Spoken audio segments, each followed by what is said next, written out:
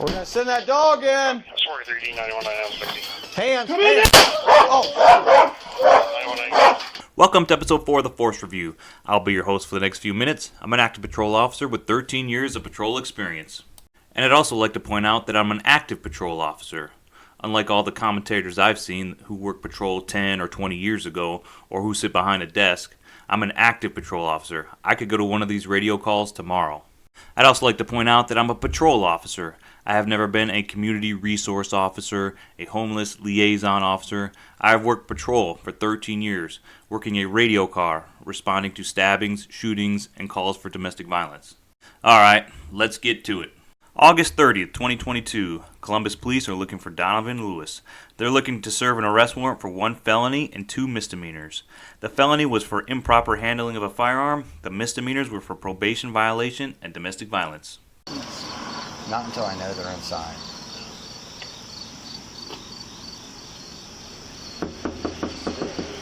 Yo, D!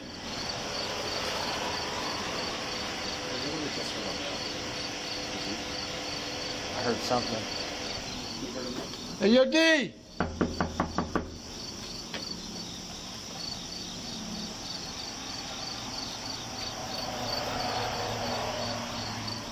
Let's talk about arrest warrants.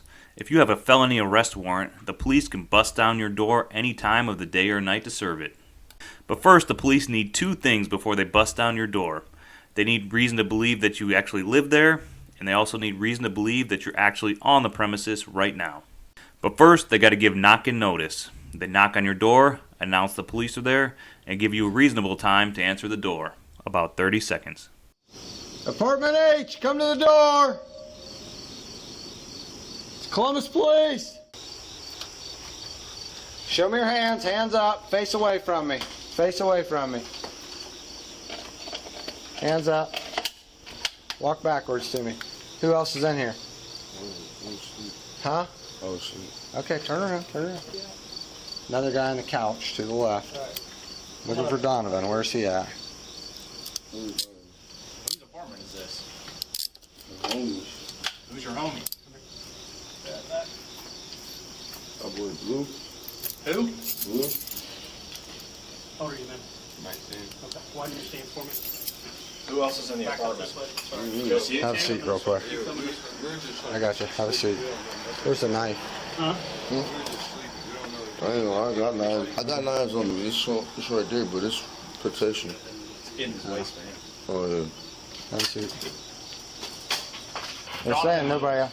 Columbus. Columbus Canine unit! You're inside now. Send out the else in this dog! How do you not know? How'd you get in? Come on out! Come out now! If your warrant involves firearms, violence, or you have a history of firearms or violence, the police are probably going to use a canine to search for you. In this case, Donovan Lewis had the warrant involving a firearm, so the use of a canine was appropriate. Yeah, there's somebody back there. That dog's gonna bite you if you don't come out.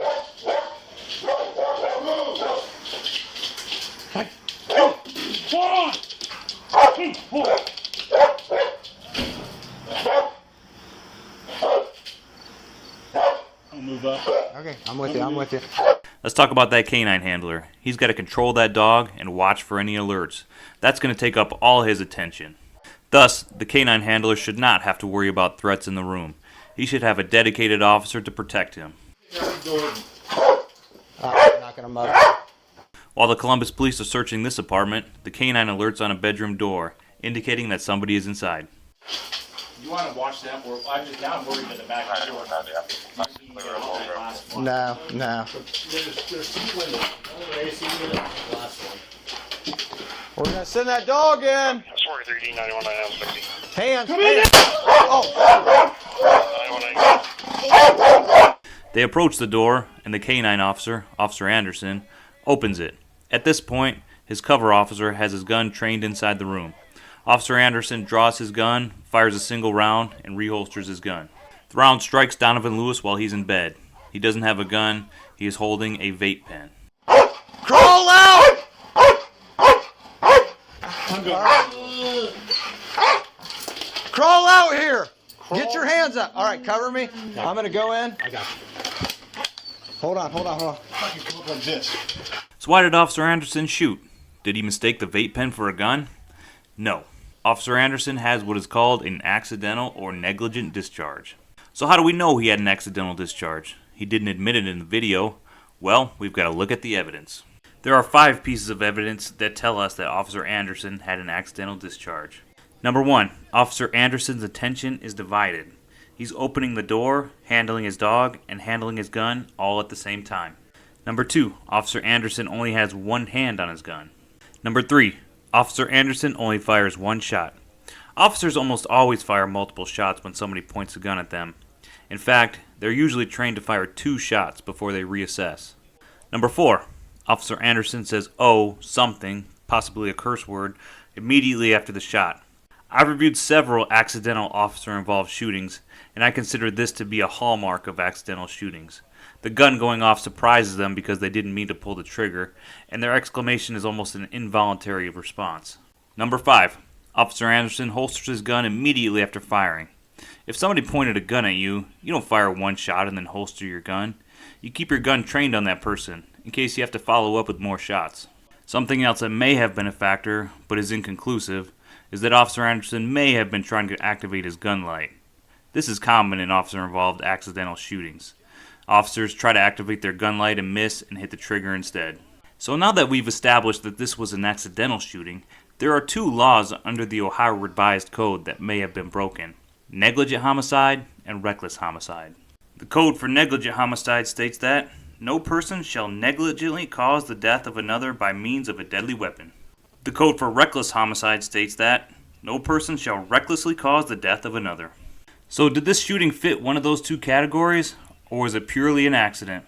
You know, in gun safety courses and at police academies, they tell you that you're responsible for every round that you send down range. So what exactly does that mean, to be responsible for every round? Well, it pretty much doesn't mean anything. In order for you to be convicted under negligent homicide or reckless homicide, you would have to send that round down range in a negligent or reckless manner. Okay, let's talk about this specific shooting. So when the trial comes, and there probably will be a trial, it's all going to come down to training and equipment. One of the experts likely to testify at this trial is going to be the trainer for the canines. He's going to come up and he's going to talk about tactics involving building searches with canines. I've checked Columbus Police's policy involving canines, and I was unable to find anything that specifically talks about building searches and canines. And I don't know how Columbus Police trains with canines and building searches, but they're a bigger department, so I would imagine they have pretty good training. And although I'm not a canine handler myself, I've been on a lot of building searches and worked alongside the canine. And I seriously doubt that the Columbus Police teach to handle the dog and pull your gun out at the same time. That's why the canine officer has a cover officer assigned to him, so he doesn't have to worry about pulling his gun out. So it is extremely likely that Officer Anderson violated some of his canine training by pulling his gun out and handling the dog at the same time. He also violated 2 gun safety rules that anybody handling a firearm should know, and any police department worth its salt should teach. So let's review the 4 gun safety rules right now. Number 1, all guns are always loaded. This rule means that you should treat all guns as if they are loaded. Number 2, keep your finger off the trigger until your sights are on target and you intend to shoot. Number 3, never allow your muzzle to cover anything you are not willing to destroy. Number 4, be sure of your target. Officer Anderson violated gun safety rules number 2 and number 3. He had his finger on the trigger when he did not intend to shoot. He also allowed his muzzle to cover something he wasn't willing to destroy. It is permissible for officers to point their gun at somebody who is a threat, but that gun should be kept at low ready. This serves 2 functions. First, if you do have an accidental discharge, you won't hit that person. Second, if your gun's at low ready, your vision of that person is not obscured by the gun sights, and you can see their hands to see if they're going to produce a gun or a knife or whatever. So the question is, did Officer Anderson's violation of his training and these rules rise to the level of negligence or recklessness? Yes, the Force Review predicts that Officer Anderson will be prosecuted. Also noteworthy is that this was not a dynamic situation. This was a systematic building search. Officer Anderson knew there was somebody in that room when the dog alerted on the door. He already had a cover officer pointing his gun in the room, so there was no need for him to draw his own gun. Also, Officer Anderson should have notified the other officers that he had an accidental discharge right away. When a police officer sees his partner shoot somebody, he's going to believe his partner saw a threat, and he's going to treat that person as such. Conversely, if he knew his partner had an accidental discharge, he's going to see that person differently. He's going to have more of an urgency to get that person medical care. So although these officers entered the room fairly quickly, they made contact with Lewis about 47 seconds after the shot, they may have treated the situation differently if they knew it had been an accidental discharge. Perhaps they wouldn't have handcuffed him or gotten him medical care a little bit quicker.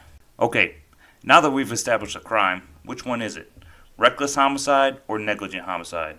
The Ohio Revised Code gives us some guidance here by further defining recklessness and negligence.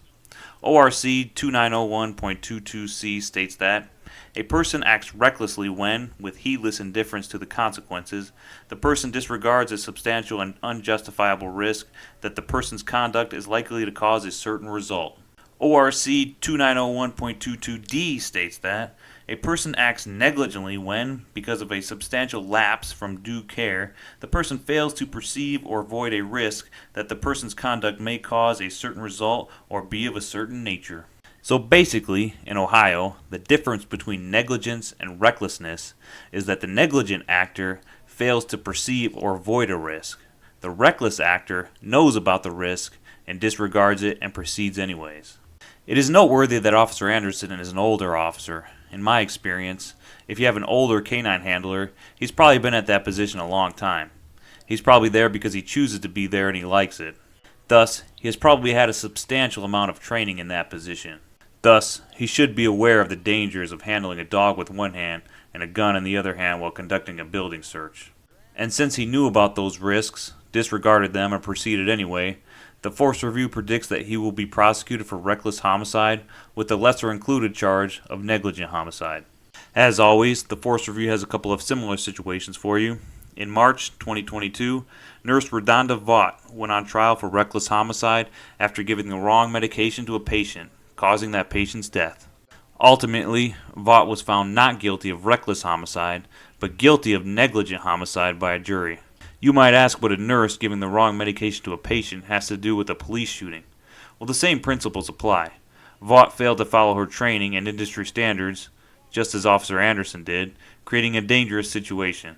In 2016, Firearms Instructor Terry Dunlap was convicted of negligent assault when he accidentally shot a student in a gun safety course. In 2017, Firearms Instructor Mark Montgomery was convicted of negligent homicide. He was teaching a concealed weapons course when a student fired off a round and killed somebody. The prosecutor argued that the way Montgomery handled the course led to unsafe conditions, which led the student to shoot the person. Well, that is it for Episode 4 of the Force Review. If you'd like to see an example where an accidental shooting was not a crime, check out Episode 2, and we will see you on the next one.